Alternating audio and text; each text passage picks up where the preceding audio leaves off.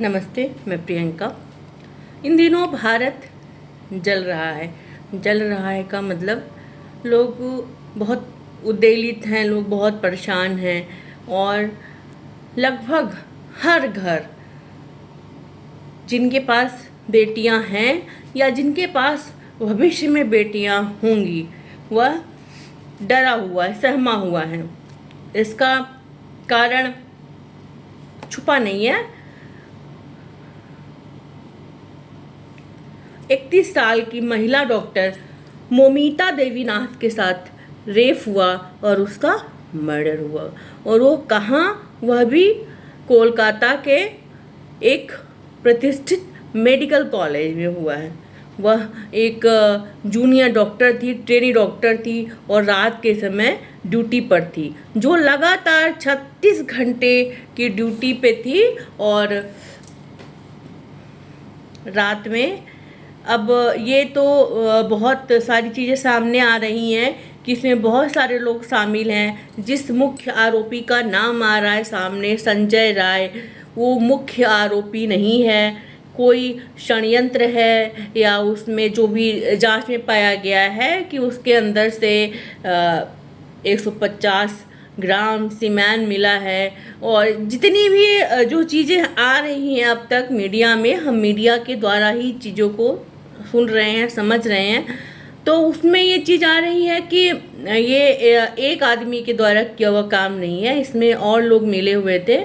और जब उसके माँ बाप ने उसे देखा या जब उन्हें बुलाया गया कि वो आए और अपनी बच्ची को देखें, तो वह जिस तरह से उसकी बॉडी थी, जिस तरह से मतलब उसके जो चेहरे पे निशान थे, उसका चश्मा उसकी आंखों में घुस गया था और जितनी भी जो उसके पैर जिस एंगल में थे, तो उस सब से मतलब उसकी माँ ने, उसके पिता ने ये दावा किया है कि मतलब ये एक सोची समझी साजिश है, ये बहुत लोगों के द्वारा मिल के अंजाम दी गई है। तो ये अभी एक संशय है, एक संदेहास्पद स्थिति बन जाती है कि अभी तक अभी इस पे कोई ठोस कार्रवाई नहीं हुई है और ना भी कोई पकड़ बना पाई है। हालांकि अब ये सीबीआई देख रही है। और ये सब हुआ है कहाँ? ये सब हुआ है पश्चिम बंगाल में, ममता बनर्जी जिसके मुख्यमंत्री हैं। तो हम ममता बनर्जी को इसमें दोषी नहीं कर सकते हैं, क्योंकि ये स्थितियां किसी भी राज्य में हो सकती थी। लेकिन ममता बनर्जी इसमें शामिल ऐसे हैं कि वह खुल के सामने आती, वह माफ़ी मांगती जनता से, वह आरोपियों को पकड़वाती और वह जो भी उसमें लिप्त थे उन लोगों के खिलाफ एकदम से सामने आती और कोई किसी तरह का उसको राजनीति का चोला ना ओढ़ाती। तो हम कहते कि ये स्थितियां जो हैं वहाँ पे महिला मुख्यमंत्री होने के नाते हम उनसे ये उम्मीद कर सकते थे। तो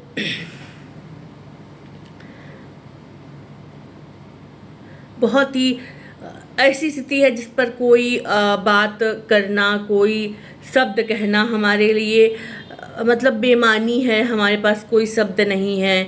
ऐसा कोई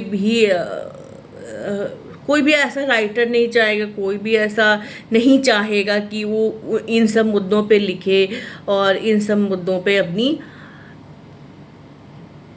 बात रखे या इन सब मुद्दों के लिए वह सामने आए। लेकिन भारत जो है वह रेप के मामले में विश्व में चौथे स्थान पे है। पहले स्थान पे बोत्सवाना है और चौथे स्थान पे भारत है। भारत में सबसे पहला मामला हुआ मथुरा में हुआ और वह हुआ 1972 में, 26 मार्च 1972 में पहला मामला हुआ। और उसके बाद सबसे ज़्यादा असुरक्षित जो हम प्रदेश मानते हैं तो हमारा उत्तर प्रदेश ही है, महाराष्ट्र है, राजस्थान है, पश्चिम बंगाल है, मध्य प्रदेश है। उसके बाद सबसे सुरक्षित माने जाने वाले राज्यों में पंजाब है, तमिलनाडु है और मुंबई है। तो हम एक चलता है कि मुंबई तो एक ये चलता है ना, हमारी एक ऐसी सोच बनती है कि हम छोटे कपड़ों या जो है कुछ ऐसी चीज़ों से पुरुष आकर्षित होते हैं। तो मुंबई तो सबसे ज़्यादा ग्लैमरस है, सबसे ज़्यादा वहाँ पे इंडस्ट्रियल एरिया है, तो वहाँ पे ऐसी घटनाएं कम हैं। और जो हमारा इधर का जो उत्तर भारत है वह इन चीज़ों से ज़्यादा प्रभावित है। तो अभी हम जैसे देख रहे हैं, आंकड़े उठा के देखिए तो 2020 में यह 77 केस था पर डे। पर डे में वो 77 केस थे, और 2022 में जाके 87 केस हो गए, 87 केस हो गए। तो उस हिसाब से देखिए तो 2024 के अभी कोई आंकड़े हमारे पास नहीं हैं, लेकिन हम नहीं कह सकते हैं कि ये इन केसों में कमी आई होगी। और ये तो हो गई आंकड़ों और उन चीज़ों की बात जो हमें समाचारों से मिलती हैं। कितने ऐसे समाचार हैं, कितने ऐसे परिवार हैं जो अपनी बेटियों के साथ हुए दुष्कर्म का या ऐसी हरकतों का, ऐसी छेड़छाड़ों का विरोध कर पाते होंगे और पुलिस में जा पाते होंगे। निश्चित तौर पर बहुत कम लोग हैं। बहुत बार ऐसी घटनाएं दबा दी जाती हैं।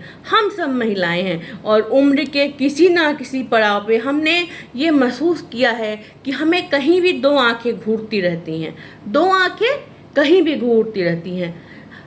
और आज भी जब शाम का धुंधलका होता है तो हम परेशान हो जाती हैं कि हमें बहुत जल्दी घर चले जाना है, बहुत जल्दी तक देर तक बाहर नहीं रहना है। तो ये क्यों? ये इसका कारण ये तो नहीं कि हमें डर है। हमें डर किससे है? हमें खुद से डर नहीं है। इस वजह से जो स्त्री की कार्य क्षमता है वो भी प्रभावित होती है। वह नाइट शिफ्ट नहीं कर सकती है। और अब आप सोचिए कि सबसे सुरक्षित माना जाता है महिलाओं के लिए कि वह शिक्षक बने और या फिर डॉक्टर बने, और इन्हीं जगहों पर उनका ऐसा विरोध ऐसा हो रहा है। एक ऐसी लड़की, एक बच्चे को बड़ा करने में माँ बाप को कितना कंप्रोमाइज़ करना पड़ता है, अपने सपनों को, अपनी भावनाओं को, कितना कुछ हो उस लड़की में, उस बच्चे में झोंकते हैं, तब जाके एक डॉक्टर तैयार होता है। और एक जो समाचार आ रहा है कि एक लड़की के जो पिता थे वो एक सामान्य दर्जी का काम करते थे, और उन्होंने कितनी मुश्किलों से अपनी बच्ची को निकाला होगा और तब जाके उस मुकाम पे पहुंचाया होगा। बच्ची जिसने खुद बहुत कठिन मेहनत से वह पद हासिल किया होगा, उसके लिए ये मतलब उस परिवार के लिए ये कैसा एक दिन रहा होगा, हम कल्पना नहीं कर सकते हैं। तो हालांकि हम सब जानते हैं कि ये अपवाद नहीं है। 2012 में भी ऐसी एक घटना हुई थी, निर्भया नाम, आपने सब जानते होंगे, निर्भया नाम सबने सुना होगा। और वो हाथ में कैंडल लेके हमने देखा, पूरा भारत इकट्ठे जग गया, पूरे भारत ने कैंडल मार्च निकाले, और क्या हुआ आप सबको मालूम है। धारा 375 जो औरतों पे इस तरह के सेक्सुअल अत्याचारों का विरोध करती है, और क्या वो धाराएं कमज़ोर हैं या वो इतनी अच्छे तरह से प्रभाव में नहीं आ पाती हैं कि हमारे यहाँ हर 10 साल बाद ये एक ऐसी घटना को अंजाम दे दिया जाता है। और या फिर हमारी जो मानसिकता है, जो हमारी सामाजिक स्थिति है, क्या हम उसमें पुरुषों को नहीं गढ़ पा रहे हैं? क्या हम उसमें पुरुषों को ये नहीं समझा पा रहे हैं कि स्त्री ही माँ है और बहन भी है, और स्त्री ही मतलब तमाम रूपों में स्त्री है, और बिना उसकी इजाज़त के आप उसके साथ ऐसा कुछ करते हैं तो ये एक जघन्य अपराध है। ये सिर्फ उसी स्त्री के खिलाफ नहीं है, ये हर उस महिला के खिलाफ है जो आगे बढ़ना चाहती है, जो घर की चार दीवारी से बाहर निकलना चाहती है, जो अपनी ज़िंदगी को एक आयाम देना चाहती है, एक विस्तार देना चाहती है, उसके लिए और इस समाज के लिए भी बहुत निंदनीय घटना कही जाएगी। तो पिछले पन्ने पलटो तो एक बात याद आती है कि जब हम बच्चे थे, जब हम पढ़ते थे, तो कहीं हम जाते थे, कॉलेज जाएं, परीक्षा देने जाएं, कहीं जाएं, तो हमारे माता पिता अक्सर साथ चलने की जिद क्यों करते थे? तो हम कहते थे, तब जब हम माँ बाप नहीं बने थे, स्पेशली हम स्त्रियां जब माँ नहीं थी, तो हम कहती थी कि अरे हमें जाने दीजिए, आप यूं ही डरा करते हैं। मगर अब लगता है कि सचमुच माँ बाप का यूं ही डरना स्वाभाविक नहीं होता है। ये डर इतना गहरा बैठता जा रहा है, अब तो लगता है और भी गहरा बैठता जा रहा है। आधुनिक युग में जब स्त्री ने सब कुछ पा लिया है, सब कुछ कर सकती है वो, तो कहीं ना कहीं ये चीज़ें उसे एक बार फिर से पीछे ले जाती हैं, उसकी जो उन परिवारों को पीछे ले जाती हैं जो अपनी बेटियों को बढ़ाना चाहते हैं, अपनी बेटियों को आगे बढ़ा रहे हैं, उन्हें आगे निकालने की सोच रहे हैं। तो निश्चित तौर पर ये चीज़ें कतई अच्छी नहीं है। मान लीजिए कि एक ऐसा परिवार है जो एक बेटा चाह रहा है, 4 बेटियां हो गई, एक बेटा चाह रहा है 5 बेटियां हो गई, तो हम उसे कैसे गलत साबित करेंगे? अगर उसकी बेटियां इस समाज में सुरक्षित नहीं है, अगर उसकी बेटियां रात 10 बजे उसके लिए दवा नहीं ला सकती हैं, तो कैसा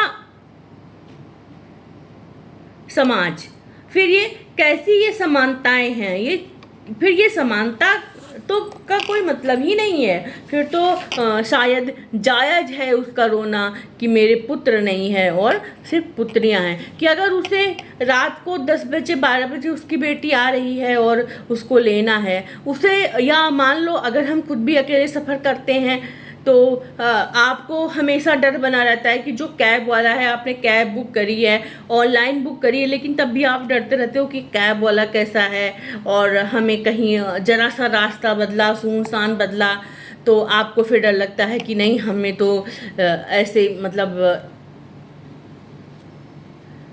एक ऐसा एक ऐसी स्थिति बन जाती है कि जो सही है हम उस पर भी विश्वास नहीं कर पा रहे हैं, और हमें हमारे मन में एक ऐसा डर है, एक ऐसी एक घुटन है, एक ऐसे काले बादल हैं, एक ऐसे अनिश्चित बादल हैं जो हमें हमेशा एक डर की स्थिति में और दिन प्रतिदिन लिए जा रहे हैं। तो अब सोचिए कि उन माँओं का क्या होगा जिनकी बेटियां बाहर निकली हैं, जिनकी बेटियां पढ़ने गई हैं, जिनकी बेटियां अपने कैरियर के लिए लड़ रही हैं। तो अब उनके लिए तो अगर शाम हो गई और बच्चा घर नहीं आया, बेटी घर नहीं आई, घर का मतलब है कि वो कहीं पीजी में रुकी हैं, किसी हॉस्टल में रुकी हैं, कहीं रह के पढ़ाई कर रही हैं, तो माँ बाप एकदम से आशंकित हो जाते हैं कि तुम कहाँ हो, अब घर जाओ। और क्योंकि उन्हें लगता है कि कोई भरोसेमंद नहीं, कोई भरोसेमंद नहीं है। ये चीज़, ये शब्द कहीं ना कहीं बहुत दुविधा वाली स्थिति है हम महिलाओं के लिए, कि हमारा भारत जो एक देवियों को पूजने वाला देश कहा जाता है, बेटियों को मानने वाला, बहुत आदर के साथ, सम्मान के साथ देखने वाला देश कहा जाता है, उसी में ऐसी हरकतें हो रही हैं। और हम शर्मिंदा हैं, हमारे पास कोई शब्द नहीं है। और एक बात और कि हमारा कानून भी कहीं ना कहीं बहुत लचीला है। 2 चीज़ों की बहुत ज़रूरत है। एक तो सामाजिक रूप से अपने परिवेश को बदलने की, अपने बेटों को शिक्षा देने की। अगर आप अपनी बेटी से पूछते हैं कि तुम इतना देर तक क्यों बाहर हो, तो आप अपने बेटे से भी पूछिए कि तुम इतना देर तक क्यों बाहर हो।